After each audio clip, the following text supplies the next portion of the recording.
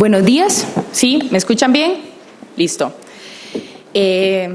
Muchas gracias a Jeffrey por haberme embarcado en esta ponencia. Cuando él y Jairo, un compañero de asociación, me sugirieron que participara, lo que me solicitaron fue una ponencia que tocara temas básicos de epistemología. Y la razón por la que acepté es porque considero que bajo algunos problemas jurídicos, y de otra índole, pero en este caso problemas jurídicos, subyacen problemas filosóficos que quizá tienen 2.000, 2.300 años de desarrollo. Y hay teoría que cuenta con 2.000, 2.300 años de desarrollo. Y quizá alguna de esas categorías o algunos de esos desarrollos teóricos puedan ser útiles para dilucidar o para enfrentar de manera más racional los problemas que usualmente enfrentan los abogados y abogadas. En esa línea es que diseñé una presentación relativa a la premisa fáctica y al razonamiento probatorio, distinciones filosóficas mínimas. Y ya acabo de hacer la advertencia previa de que son distinciones filosóficas mínimas a nivel de epistemología. Quiero que iniciemos con un experimento mental. Imagínense que, como abogados, los invitan a otro país y les piden que revisen un código procesal penal. Es un código súper novedoso, súper efectivo, con una gran celeridad procesal de los casos. Ustedes agarran el código y ven que tiene 4 páginas, nada más. Leen el procedimiento y se dan cuenta que la forma para condenar o para definir la inocencia es una moneda tirada al aire. Si sale cara, el imputado sale libre, y si sale cruz, va para la cárcel. ¿Qué podríamos pensar sobre esto? El primer argumento podría ser, ¿y la seguridad jurídica dónde queda? Un defensor del código les podría decir, no, pero es que hay mucha seguridad jurídica. El imputado sabe a qué atenerse, sabe que su condena va a ser resuelta en términos de una moneda. Hay un montón de garantías procesales relativas al peso de la moneda, a la forma en que es tirada, a la densidad del aire, todo para garantizar que el resultado de la moneda sea producto del absoluto azar y no de la arbitrariedad del juez, no del capricho del juez. Además, este proceso nos permitiría definir con antelación las posibilidades de un resultado o de otro. Es decir, hay 50% de posibilidades de condenatoria y 50% de posibilidades de no condenatoria. Cosa que no podemos hacer con nuestro proceso actual. Aún así, esto sigue sin tener sentido. ¿Por qué? Bueno, además tiene otras ventajas. Ventajas a nivel de celeridad procesal, garantiza la ausencia de arbitrariedad judicial y representa un ahorro presupuestario maravilloso. No hay peritos, no hay pruebas, no hay investigación, no hay nada. Aún así, esta idea puede parecernos un disparate. La idea de solucionar así los procesos y los procesos penales en especial parece un disparate. ¿Por qué? Pensando sobre esto, me da la impresión de que una de las razones por las que nos parece un disparate es porque no es un procedimiento racional. ¿Por qué no es un procedimiento racional? Bueno, porque tenemos una concepción, hay muchas definiciones de racionalidad, pero la que quiero invocar a estos efectos tiene que ver con la actividad de dar razones. Es decir, una decisión, podríamos decir que una decisión es racional en la medida. Podemos revisar que una decisión es racional en la medida en que damos razones sobre esa decisión. ¿Cómo se ve el asunto de la racionalidad en la sentencia? Hay una obligación de fundamentar la sentencia, de dar explicaciones coherentes, y se supone que esta forma de orientar las cosas nos permite de alguna manera distanciarnos de la arbitrariedad. Sin embargo, el hecho de que una sentencia no sea arbitraria no significa que sea racional. Vamos a ver, en el ejemplo de los dados, de la moneda, no hay arbitrariedad. Como por arbitrariedad entendamos capricho. Sin embargo, parece tampoco haber racionalidad. Entonces, ¿qué significa fundar una sentencia? Hay que dar razones. Esas razones deben invocar normas, y no cualquier tipo de norma. Digamos, una sentencia aquí en Costa Rica que invoque una norma del Código Procesal de Singapur, del Código Penal de Singapur, no la consideraríamos una sentencia fundada en nuestro ordenamiento jurídico. Tienen que invocarse normas del derecho válido, válido en un contexto determinado. Sin embargo, también esas razones tienen que estar articuladas con esas normas que se invocan.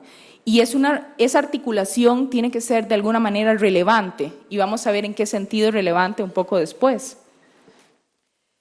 Para explicar esto, se ha construido un modelo que algunas veces ha sido llamado silogismo judicial, que tiene la siguiente estructura. Para responder a la pregunta de qué manera están conectadas o de qué manera podrían estar conectadas las resoluciones de manera relevante con las normas que invocan. Tenemos una premisa normativa, suave, creo que voy a poner la PPT aquí también porque no veo.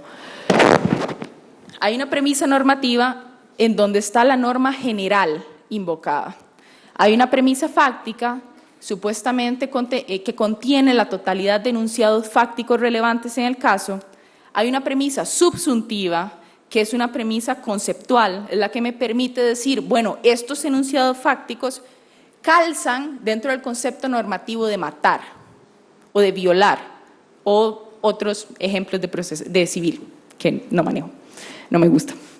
Y finalmente hay una conclusión que en términos kelsenianos sería una norma particular.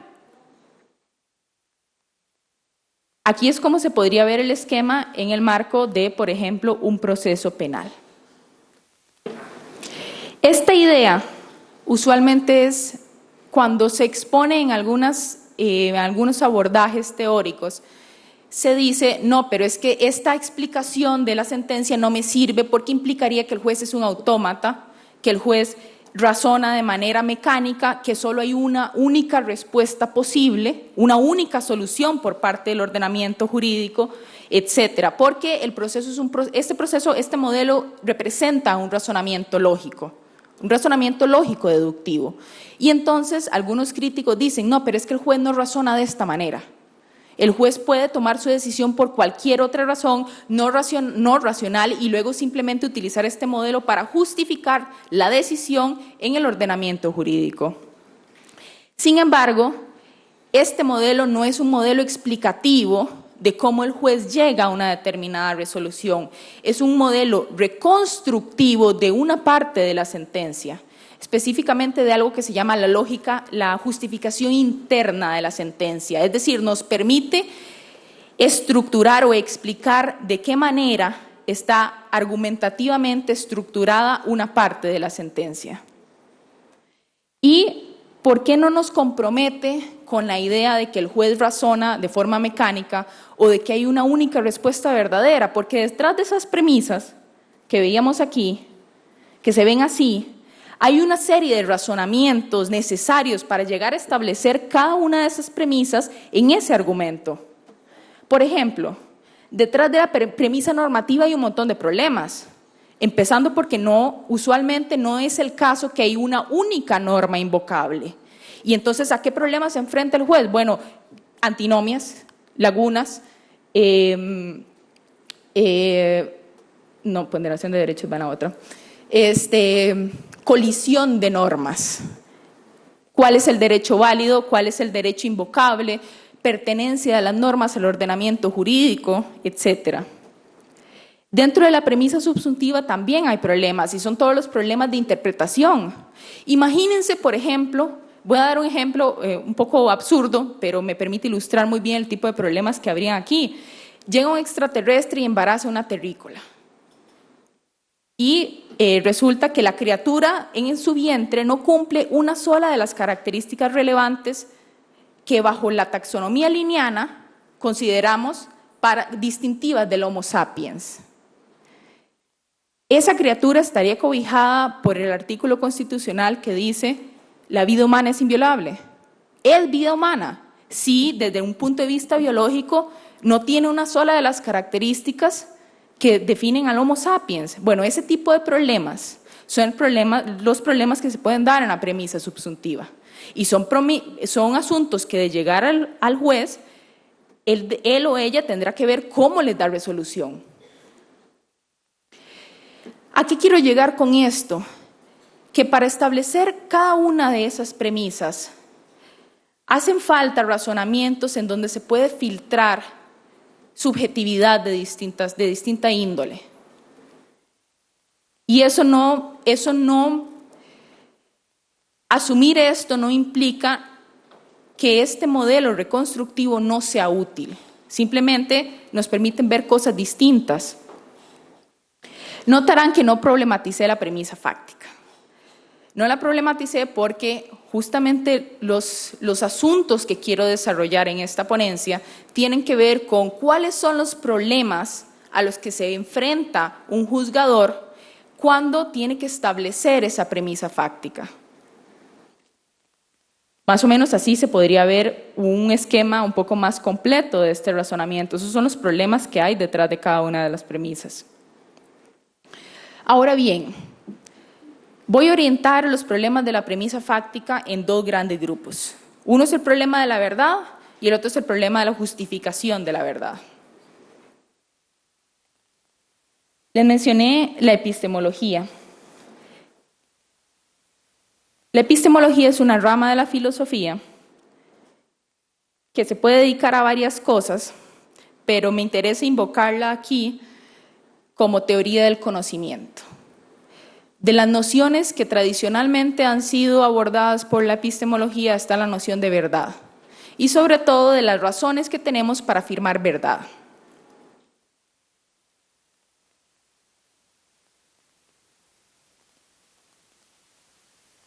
Ahora bien, ¿de qué se puede predicar verdad? Es muy normal creer que los hechos son verdaderos o falsos. Sin embargo, los hechos son estados de cosas. Es una porción de la realidad y por tanto la noción de verdad y falsedad parece no ser aplicable a un hecho. Es aplicable a los enunciados que hablan de los hechos. Es decir, un enunciado que sostenga hay aquí un elefante es un enunciado falso. Pero el hecho de que haya aquí o no un elefante no es falso. Simplemente no es el caso que haya aquí un elefante.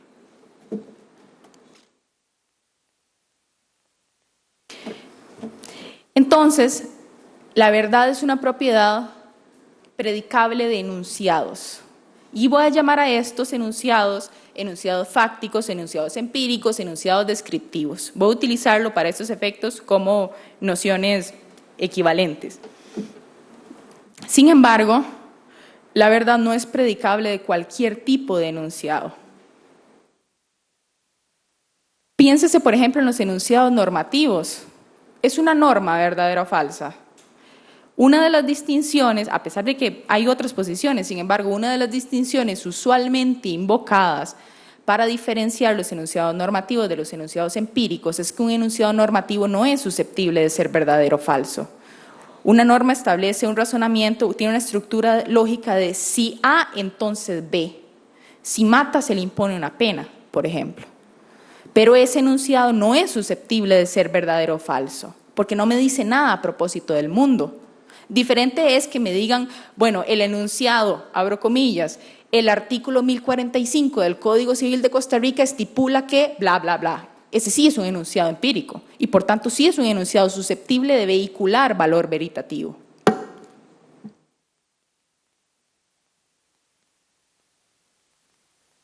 Premisa fáctica. Dentro de esta premisa fáctica, en el esquema que les mencioné al inicio, lo que la compone son enunciados fácticos o enunciados empíricos. En un proceso penal podríamos ver algo de este tipo. El sujeto A en las circunstancias X apunta su arma a B y la detona.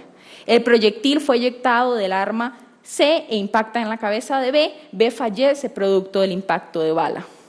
Nótese que en un enunciado empírico nada de esto me dice esto es una acción típica antijurídica culpable. Porque eso se analizaría a nivel de la premisa subsuntiva, no en la premisa fáctica. Ahora bien, se supone que no basta la enunciación de estos enunciados empíricos para tener por comprobada la premisa fáctica, porque el juez tiene que hacer algo más. Tiene que asignarles un valor de verdad. En caso de una condenatoria, usualmente ese valor de verdad asumiríamos que estos enunciados tienen valor veritativo, lo verdadero. Es decir, que si esos enunciados están incluidos en la premisa fáctica es porque efectivamente el sujeto A apunta su arma a B y él le dispara y B fallece producto de ese disparo. Lo cual me lleva a problematizar la noción de verdad, porque acabamos de establecer que esos enunciados tienen que ser verdaderos, o al menos supondríamos que son enunciados verdaderos. Con lo cual me pregunto, ¿qué es verdad? ¿Es la verdad lo mismo que la creencia en la verdad? Esta imagen que ven aquí es un modelo explicativo del universo. Específicamente refiere a una teoría que se denominó geocentrista y estipulaba que la Tierra era el centro del universo y que los planetas giraban en torno a ella. Esta teoría por muchísimos siglos fue considerada una teoría verdadera. Es evidente que no importa cuánta cantidad de personas tengan una creencia y la reputen como verdadera, parecería ser que eso no es suficiente para volver esa creencia verdadera. Bueno,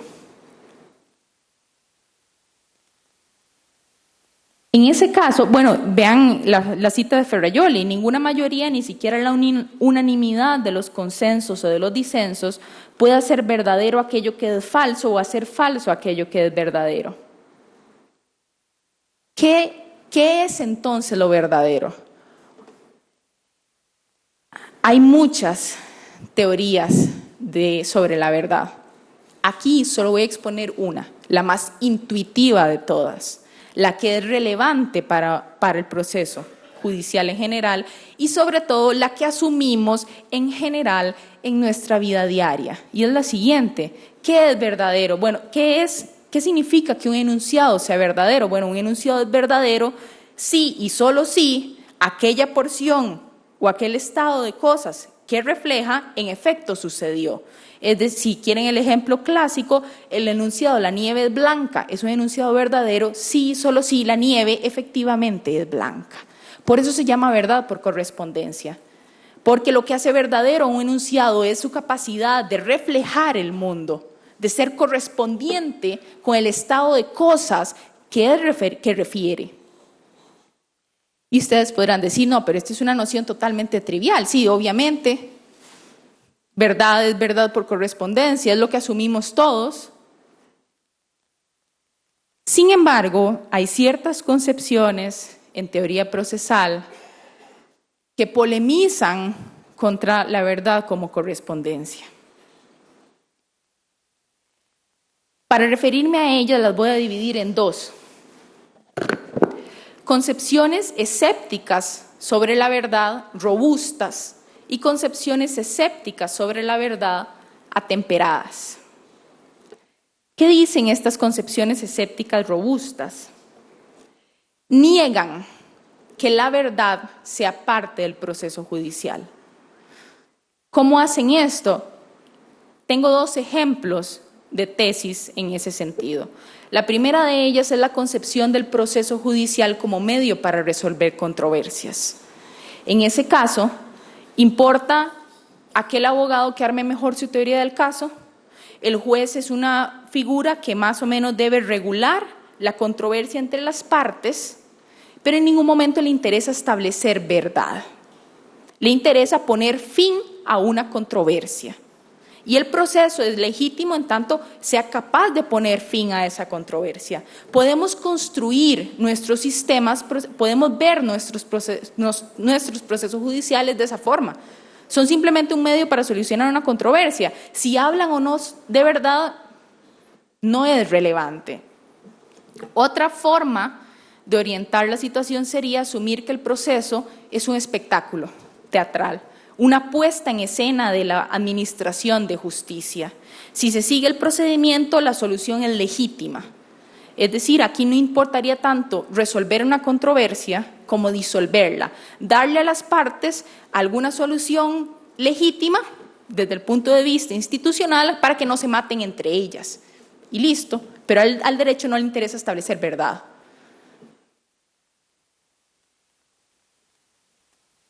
Podemos pensar de esta forma, no hay ningún problema.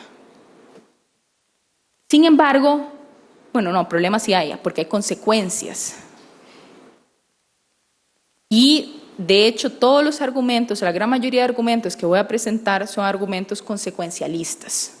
Es decir, yo en ningún momento voy a demostrar en términos absolutos nada. Sin embargo, voy a sostener que hay razones para adoptar una posición que nos permiten evitar ciertas consecuencias negativas. Y nada más, mis argumentos son de racionalidad instrumental. ¿Cuál sería el problema de asumir que la verdad no juega un papel relevante en un proceso judicial? Bueno, es que tenemos una noción de legalidad. El juez es un funcionario público y se supone que tiene el deber de aplicar la ley. ¿Estamos de acuerdo en eso? Me imagino. Es decir, el juez debe resolver una controversia, por supuesto, pero no de cualquier manera. Debe resolver esa controversia aplicando la ley. ¿Y qué es aplicar la ley? Bueno, resulta que si vemos las normas en una estructura de si A, entonces B, donde A es el supuesto fáctico, abstractamente previsto por la norma, y B es la consecuencia jurídica, me pregunto cómo podrá el juez aplicar la norma si no verifica ese supuesto fáctico. La consecuencia es que el juez no está aplicando la norma, porque la verificación de ese supuesto fáctico es una condición lógica necesaria de la aplicación de la norma. Es decir, la norma es si A, entonces B. Pero si el juez no verifica A, ¿con base en qué va a aplicar B? ¿Me explico? Es muy grave.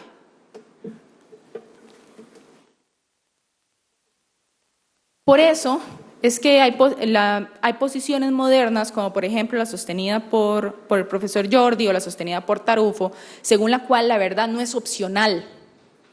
O sea, la verdad, asumir que la verdad juega un papel relevante en un proceso judicial no es un asunto opcional. Dice Tarufo, la verdad no es importante, es inevitable.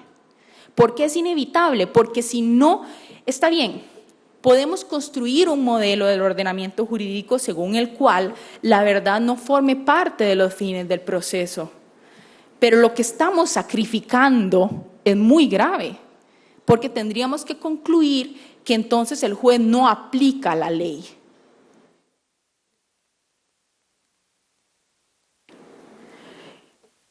Hay además concepciones que, si bien no niegan que la verdad forme parte de un proceso penal, redefinen la verdad. Entonces la línea es, bueno, sí, la verdad es importante, pero en un proceso tenemos como una verdad a medias. Es esta noción de la verdad real y la verdad formal. Están amparadas de alguna manera en que la relación entre verdad y ciencia no es la misma que la que puede haber entre verdad y derecho, específicamente entre verdad y proceso. Es decir, el proceso, sobre todo el mejor ejemplo es el proceso penal, al introducir normas que tienen otros fines, como la protección de garantías procesales, el principio de presunción de inocencia, etcétera, otros fines más allá de la averiguación de la verdad, entonces a lo único que podemos aspirar dentro de un proceso es a una verdad formal. Esto, en primer lugar, y eso lo vamos a ver después, está sentado en una confusión entre verdad y justificación epistémica. Parece ser que estas normas lo que dificultan es la acreditación de la verdad o la justificación de la verdad en un proceso. Pero no me redefinen la verdad, no implica un concepto distinto de verdad, porque vean el problema. Si asumimos la verdad por correspondencia, es decir, si asumimos que los enunciados son verdaderos por su relación con el mundo, no podemos asumir que hay una verdad fuera del proceso y una verdad fuera de él, porque hay una colisión conceptual entre ambas posiciones. Es decir, si asumimos la verdad por correspondencia y sostenemos un concepto distinto de verdad en un proceso, no estamos asumiendo la verdad por correspondencia. Esa es la consecuencia. Ahora bien, otro de los argumentos a favor de esta distinción es el siguiente.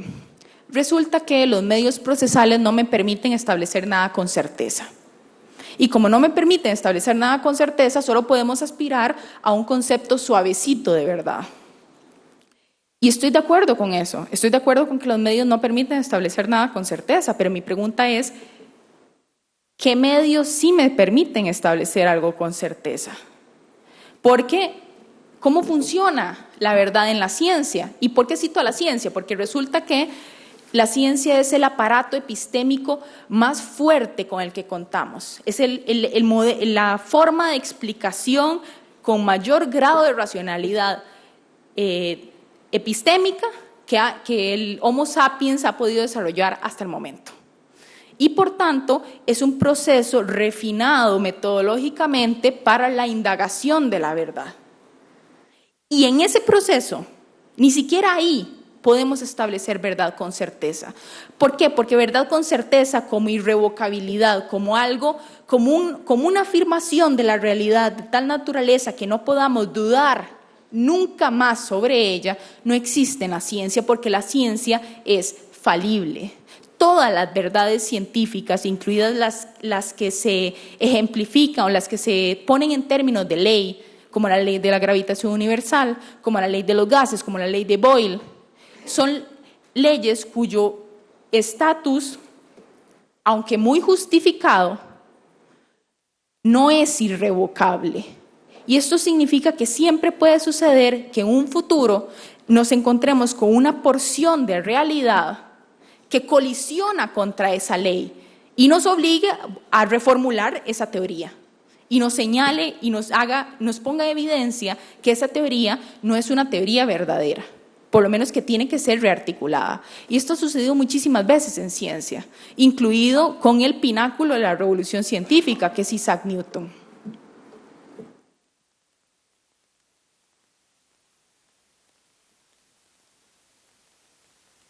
Entonces, la posición de, por ejemplo, Tarufo, es que la verdad en un proceso penal, tenemos que asumir la verdad como parte del proceso. Sin embargo, este argumento de que el proceso no nos permite establecer con certeza la verdad parece no ser de recibo, porque no podemos establecer con certeza la verdad ni en el proceso ni fuera de él, de ninguna manera.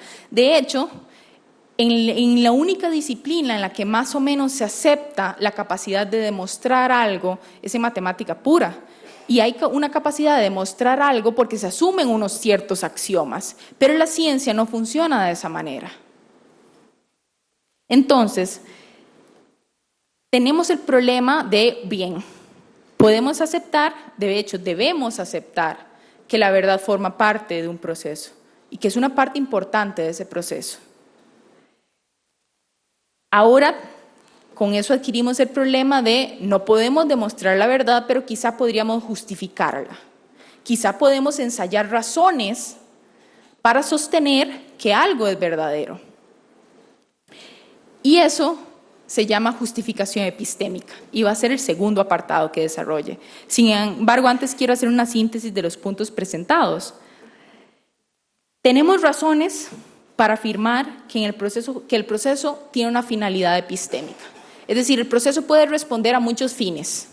Pueden haber normas que colisionen incluso con la búsqueda con la justificación de la verdad.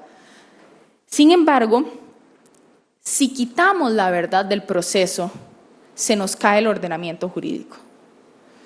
Porque tendríamos que aceptar que los jueces no aplican las normas. Tendríamos que desechar la posibilidad de que el ordenamiento jurídico funcione preventivamente o como motivación de la conducta. No habría razones para sostener entonces que es preferible o para debatir que se permite el aborto o no, o que se permite la pena de muerte o no, o que se permite el matrimonio homosexual o no, porque en todo caso los jueces no estarían aplicando las normas.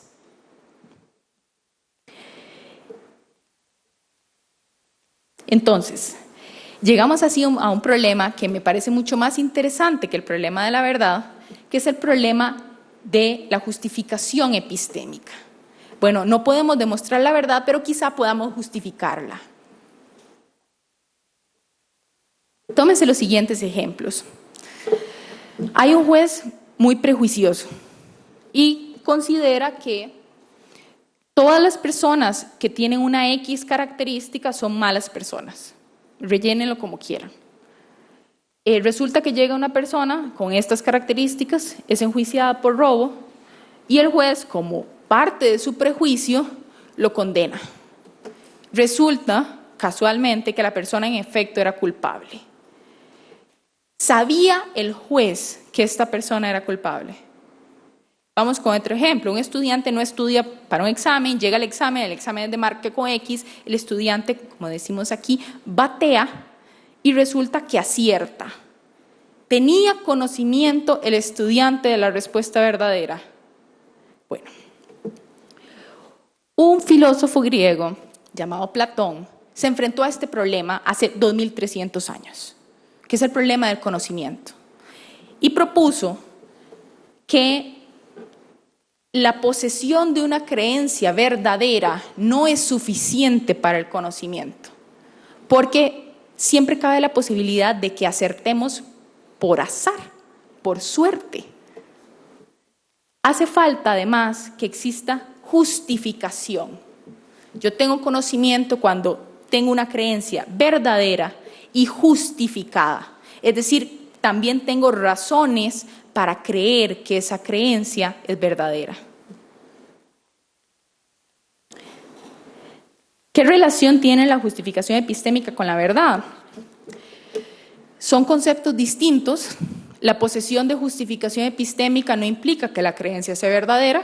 Por ejemplo, teníamos muy buenas razones para creer que la teoría newtoniana sobre la mecánica clásica era una teoría verdadera, y sobre la óptica, por ejemplo, en 1915 llegó Einstein y dijo, no, resulta que las cosas funcionan un poco diferentes. Sin embargo, es una teoría con un altísimo grado de justificación racional. Ahora bien, podemos tener verdad. Por ejemplo, yo podría decir, hay actualmente 205 personas en este auditorio. Puede ser, digamos, finjamos que eso es así. Sin embargo, yo no tengo razones que me faculten para hacer ese juicio porque no los he contado.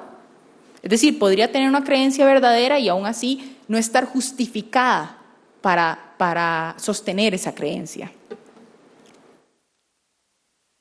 Lo que quiero sostener en este apartado es que me parece que la noción de justificación epistémica es más útil para orientar los problemas de la verdad en el proceso que la noción de verdad. Ahora bien, eso no significa que no tengamos problemas a nivel de justificación epistémica, porque es muy natural querer fundamentos seguros, totalmente comprensible, buscar fundamento seguro de aquello que creemos verdadero. Sin embargo, buscar un fundamento seguro es incompatible con la falibilidad. El asunto es el siguiente: en el momento en que adquirimos, punto primero, no existe la infalibilidad, por lo menos en lo que a proposiciones sobre el mundo empírico refiere. No somos infalibles, no existe la verdad como irrevocabilidad y si existiese no podemos acceder a ella. Por lo menos no ha sido así hasta el momento. Ninguna de las proposiciones que consideramos verdaderas actualmente sobre nuestra realidad es irrevocable. Es decir, cabe la posibilidad de que en 300 años, si pudiésemos viajar, nos demos cuenta que los sistemas teóricos a propósito de la realidad sean completamente diferentes a los que tenemos en el momento. ¿Ok? Entonces, podemos partir del supuesto de que no existe tal cosa como la infalibilidad. Ahora bien, aún así, podríamos buscar fundamentos seguros. ¿Qué me fundamenta a mí de forma segura para afirmar una determinada creencia. Y el problema que acontece es el siguiente: cuando creemos adquirir fundamentos seguros, nos cerramos ante evidencia en contra. Y eso es parte de la lógica del concepto de fundamento seguro. O sea, si admitimos la posibilidad de evidencia en contra, no tenemos un fundamento seguro. Si tenemos un fundamento seguro, no tenemos por qué admitir evidencia en contra. El problema es que esa forma de pensar es, como dicen, una torta, sobre todo a nivel del desarrollo del conocimiento, porque el conocimiento es falible. Y en el momento en que asumimos que no lo es, limitamos el desarrollo de ese conocimiento. Esta forma de pensar ha sido ligada a consecuencias totalitarias. No voy a profundizar en eso, pero si quieren revisar en el texto de Hans Albert, Tratado sobre la razón crítica, en el primer capítulo, desarrolla con mucha profundidad este argumento.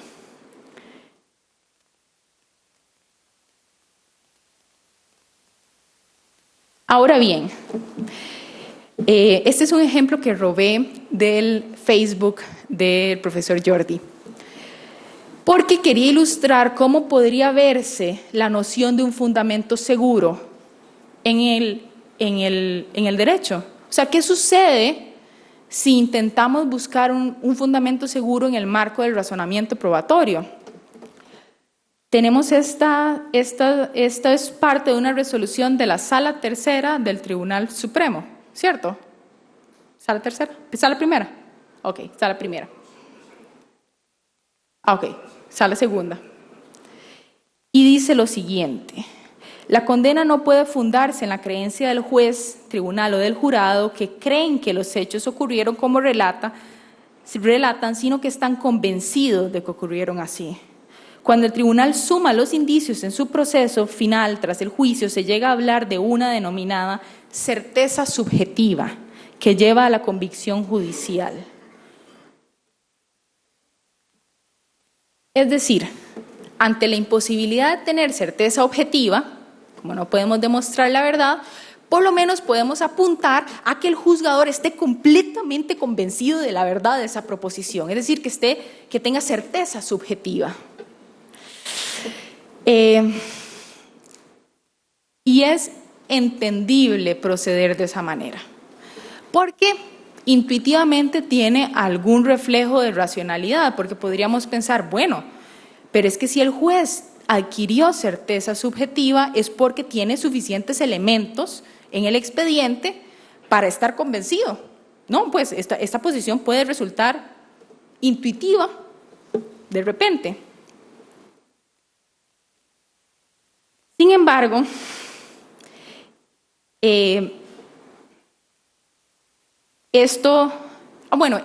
esta posición sería lo que aquí conocemos como un negocio redondo. ¿Por qué? Porque si el juez está convencido, significa que no tiene dudas, significa que no hay espacio para dudas según las pruebas. Y esto además nos libra de la tarea tan complicada que es construir estándares sobre pruebas. No lo necesitamos. Si el juez está convencido, eso significa que había muy buenas razones y listo, se acabó el problema. Sin embargo, el convencimiento es una categoría psicológica, no es una categoría epistémica. Es decir, la posesión de una creencia se ha homologado más bien a algo como un proceso digestivo o como un pestañear involuntario, no como un proceso de razonamiento. Es decir, aún no sabemos las razones por las que nos convencemos de algo. A veces simplemente sucede que nos convencimos, sucede que creemos. Es decir, el convencimiento es un estado psicológico, es un estado mental. Y mi pregunta sería, ¿qué relación tiene ese estado mental con la existencia de pruebas objetivas que justifiquen ese estado mental, que justifiquen esa creencia? Y la respuesta es ninguna. Porque la existencia de razones es una condición epistémica. El estado mental es una noción psicológica.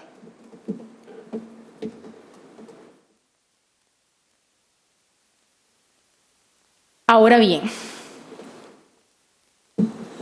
podemos apuntar al convencimiento del juez. Sin embargo, ¿qué consecuencias nos podría traer eso? Lo primero que salta a la vista es que tiene consecuencias procesales un poco complicadas. Imagínense que un juez toma los elementos de prueba y dice, ah, sí, estos elementos me convencen. Me declaro convencido por estos elementos, o lo que sea, estoy convencido de la verdad de X. El imputado apela, porque el imputado sostiene, bueno, resulta que los enunciados fácticos dicen que yo disparé y causé la muerte de Z, pero eso es falso. Llega al tribunal de segunda instancia y ¿qué es lo que va a revisar? ¿Cómo hace el tribunal de segunda instancia para revisar un proceso psicológico? ¿Le abre la cabeza al juez? ¿Cómo hace? No se puede, porque no se puede revisar un proceso psicológico, por lo menos no con los elementos que tenemos actualmente.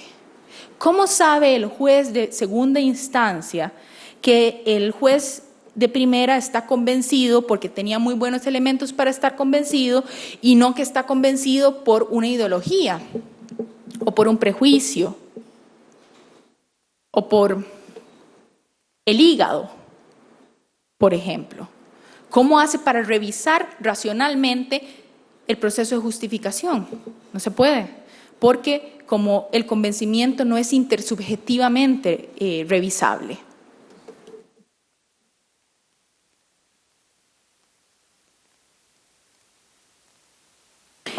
Entonces, además de ser un estado psicológico, no es un síntoma epistémico. O sea, tenemos el primer problema, que no podemos revisar ese estado psicológico.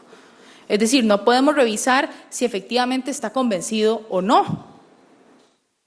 Para colmo de males, el convencimiento, en caso de que esté, no es un síntoma epistémico. Es decir, yo no puedo transitar con legitimidad de un estado de convencimiento a la existencia de razones objetivas para justificar ese convencimiento. Entonces, el problema aquí es que se afecta la capacidad de revisión, la capacidad de control en segunda y tercera instancia sobre la racionalidad de esa fundamentación.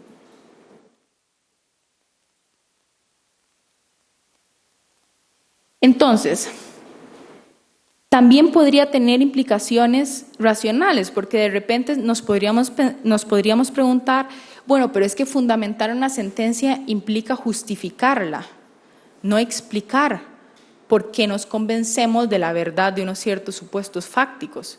Explicar un estado mental puede ser relevante para otras disciplinas.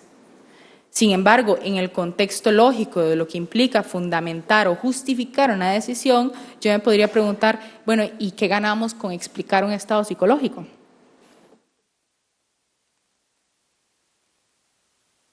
Ahora bien, a este respecto, y ya con esto voy cerrando, mi postura es una postura en buena medida popperiana, y es la siguiente: no podemos evitar el error judicial. Nada nos inmuniza contra el error, ni el judicial ni ningún otro tipo de error, pero aquí solo me importa el judicial. Es decir, no podemos evitar que un juez decida o con el hígado, o mediado por sus ideologías, o por sus creencias religiosas, o por sus preconcepciones y prejuicios. No sería lo ideal, pero es que no podemos evitar que eso suceda. Sin embargo, por medio de la introducción de ciertas pautas racionales, podemos lograr que en caso de existir un error, podamos localizarlo y por tanto corregirlo. Y esta es la racionalidad en cierta medida de las ciencias. Las ciencias no son inmunes al error. Sin embargo, han desarrollado y perfeccionado una metodología que les permite que si está equivocada, si una teoría está equivocada, ese error sea fácilmente localizable y por tanto corregible. Y este es exactamente el argumento que yo estoy sosteniendo en este momento. Es decir, el juez puede equivocarse, es incluso posible que se equivoque, es incluso probable que en alguna medida se equivoque. Sin embargo, si se equivoca, podríamos eventualmente tener un mejor control, mejores medios para detectar ese error y, por tanto, para corregirlo.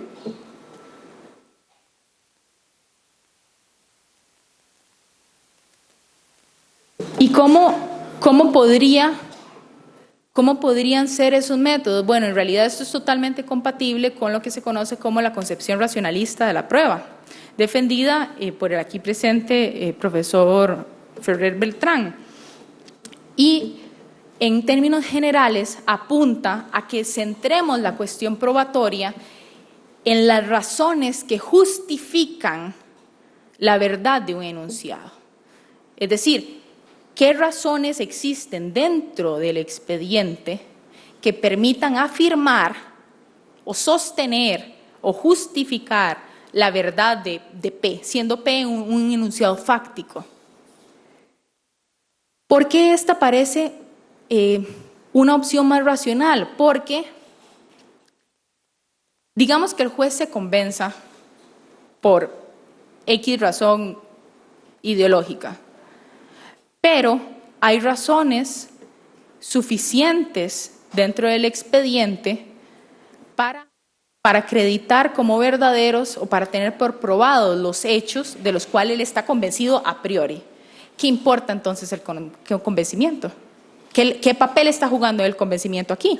Si de todas formas hay razones. Esto vendría a ser como el ejemplo de la rueda que gira sola en una máquina. Imaginemos una máquina conectada con sus engranajes y sus rueditas y todo, y hay una rueda que la hacemos girar y no mueve ninguna otra parte de la máquina.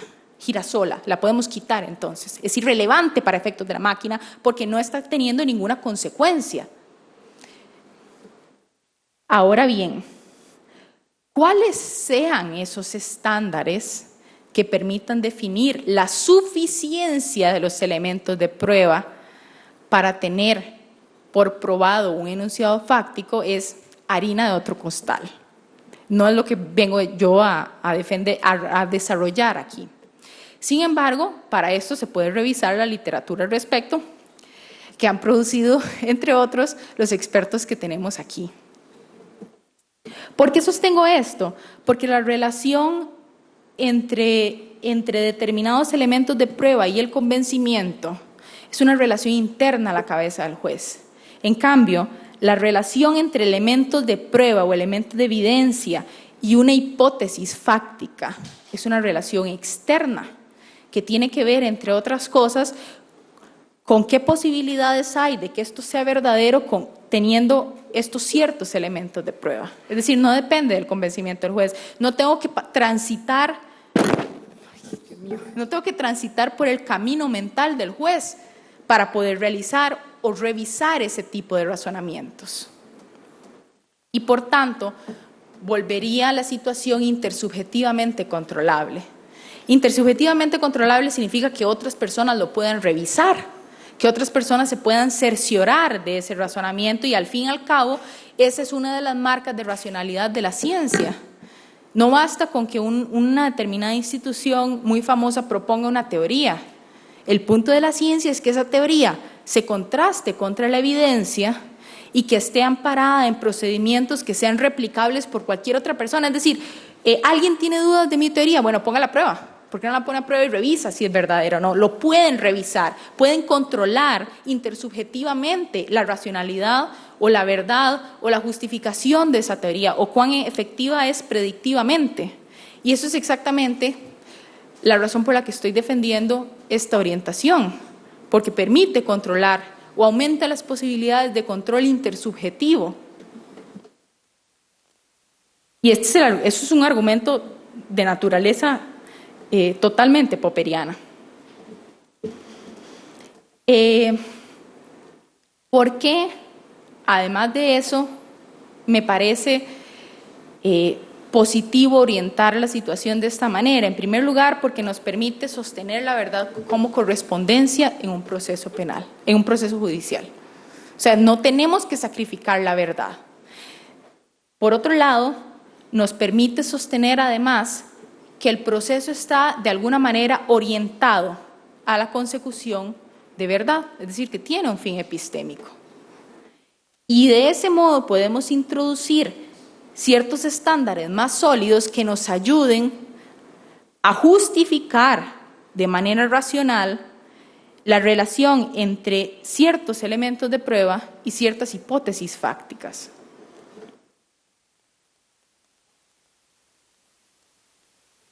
En conclusión, la descripción correcta de los hechos del caso es una condición lógica de aplicación de la norma. Podemos negar la verdad en un proceso judicial. La consecuencia es que los jueces, que no hay forma entonces de aplicar normas. Podemos conceder que en efecto los jueces no aplican normas, pero se nos derrumban partes vitales de nuestro ordenamiento jurídico y de nuestra forma de entender el ordenamiento jurídico. Si queremos asumir todos esos compromisos, podemos hacerlo. Lo que sucede es que estamos sacrificando muy fuertes de racionalidad. Entonces, la verdad es imprescindible. Es preferible visualizar la verdad como imprescindible porque el sacrificio racional que hacemos al sacrificar la verdad es muchísimo mayor que el que hacemos al no sacrificarla. La verdad como certeza no existe, ni en el proceso ni en las ciencias. Entonces, aún así, eso no es un problema si orientamos la situación en términos de la justificación racional. Es decir, la conclusión, cuando un juez dice está probado tal cosa, no está diciendo es verdadero tal cosa. Está diciendo hay suficientes elementos racionales para justificar o para creer la verdad de ese X enunciado. Porque ¿qué sucedería? Porque esto es un problema, si asumimos que el significado de está probado tal cosa, está probado que P, por ejemplo, significa es verdad que P. Bueno, el problema es que asumimos entonces que el juez no se equivoca. Porque el juez si el juez tiene por probado algo, significa lo mismo que es verdadero algo, que ese enunciado es verdadero, no hay forma lógica, no hay forma conceptual de que el juez se equivoque, porque el juez, sea lo que diga, establece verdad. Pero eso, por supuesto, es una consecuencia contraintuitiva porque es empíricamente verdadero que los jueces se equivocan. Es decir, imagínense un caso en el que fue el ejemplo que puse ayer en el Congreso, en el taller. Un juez declara a un sujeto culpable de un asesinato y 20 años después aparece el muerto. Es evidente que el juez se equivocó, porque estableció la verdad de un enunciado o tuvo como verdadero un enunciado que era falso, y era que el asesinado estaba muerto, porque luego aparece y está vivo. Me explico, pero si decimos que cuando el juez tiene por probado un hecho, significa que ese hecho es verdadero, no podemos asimilar conceptualmente la posibilidad de error. Y eso es un problema a nivel del modelo, del modelo con el que estamos intentando explicar esta situación. Entonces, por eso, orientar este enunciado, está probado tal cosa como existen en el expediente elementos de prueba suficientes para acreditar este enunciado como verdadero, es una noción más útil, porque no nos hace comernos este berenjenal de asignarle a este enunciado el valor de verdad. No se le asigna, no implica asumir que está probado que P es igual a es verdadero que P. Entonces, hay niveles de racionalidad. El que no podamos demostrar la verdad no implica que no podamos justificarla. Y ahí es donde entra el asunto de los estándares racionales. Y es, bueno, está bien, vamos a justificar entonces la verdad. ¿Cómo lo hacemos? por medio de qué estándares, cómo juzgamos cuándo es suficiente o qué elementos son suficientes para justificar esa verdad, eso es otro problema, que merece también atención. Nada más no es un problema que venga yo a tratar aquí. Y finalmente,